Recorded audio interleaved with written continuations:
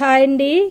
Time ఉన్నప్పుడు ఖాళీ ఉన్నప్పుడు ఏదో ఒకటి చేసుకొని తిన్నాం అలవాటు అండి. ఇక్కడ మనకి ఎలాంటివి దొరకవు కదండి. ఇండియాలో అంటే మనకి బొబ్బట్లు అవి ఇంట్లో చేసుకోకపోయినా మనం బయటికి వెళ్ళి షాప్లో తీసుకొని తింటాం. ఇవి అంటే నాకు చాలా ఇష్టం అండి. మా పిల్లలకి కూడా మా పిల్లలిద్దరికీ చాలా ఇష్టం అండి. వీళ్ళిద్దరు చూస్తూ ఉంటారు ఇప్పుడు ఈ వీడియో. మొన్న ఇంటికి వెళ్ళినప్పుడు ఇంకా రోజు ఇదే కొనేవాళ్ళండి, కొనేదాన్ని వాళ్ళ కోసం అని చెప్పి. ఎన్ని ఉన్నా సరే ఇవే కావాలి అనేవారు వాళ్ళు.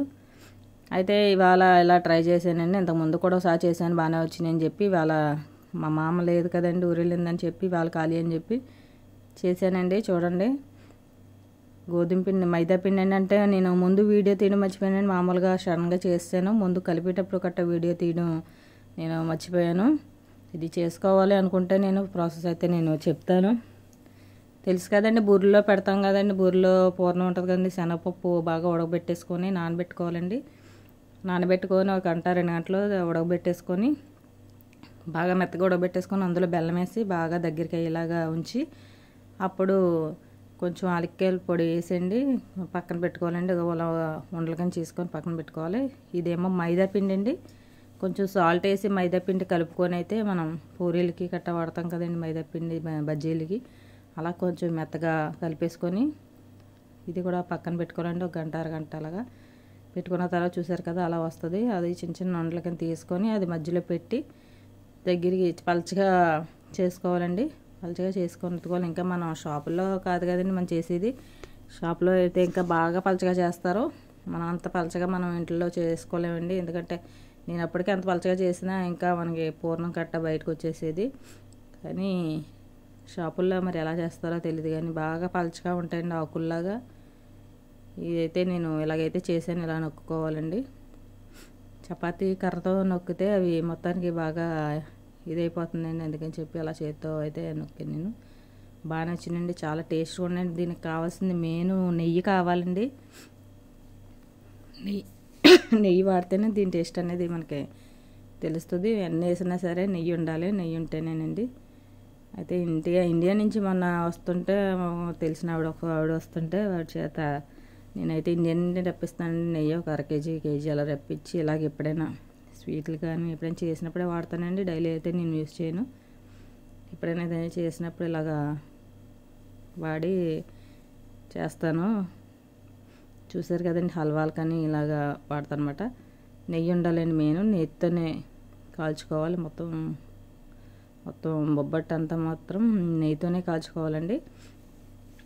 చూసారు కదండి, ఇలాగా చేయండి, ట్రై చేయండి మీరు కూడా. చాలా టేస్ట్ ఉంటుందండి. బయట కొనుక్కుని తినేది 1 2 తిన్నా కడుపు నిండదండి. ఇలాంటివి మనం ఇంట్లో చేసుకున్న మనస్ఫూర్తిగా తిన్నట్టు ఉంటుంది.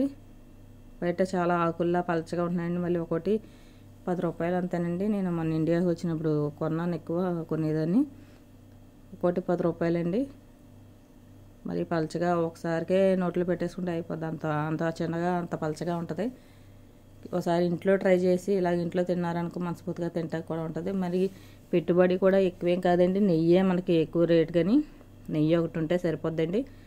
మైదా పిండి మనకి తక్కువ రేటే. శనగపప్పు ఉండాలండి మెయిన్. శనగపప్పు నానబెట్టుకొని ఉడకబెట్టుకొని పక్కన పెట్టుకోవాలి. ఆ తర్వాత చెప్పాను కదండి, బెల్లం. మనకు కావాల్సింది బెల్లం, శనగపప్పు, మైదా పిండి, నెయ్యి. 4 ఉంటే మనకి బొబ్బట్లు అయితే రెడీ అయిపోతుంది. చాలా టేస్ట్ అనేది మనం షాప్లో కొంటే ఎలా వస్తుందో టేస్ట్ అంతకన్నా బాగుంటాయండి మనం ఇంట్లో చేసుకునేవి. ఈసారి వీడియో చూసిన ప్రతి ఒక్కరు కూడా మీరు కూడా ట్రై చేయండి. బొబ్బట్లు అంటే ఇష్టం లేని వాళ్ళు అంటే ఎవరు ఉంటారు, ఎవరో ఒకరు ఇద్దరు ఉంటారండి. నెయ్యి ఇష్టం లేని వాళ్ళు ఉంటారు కదండి, వాళ్ళకైతే బొబ్బట్లు అనేది ఇష్టం ఉండదు. చాలామందికి బొబ్బట్లు అంటే చాలా ఇష్టం.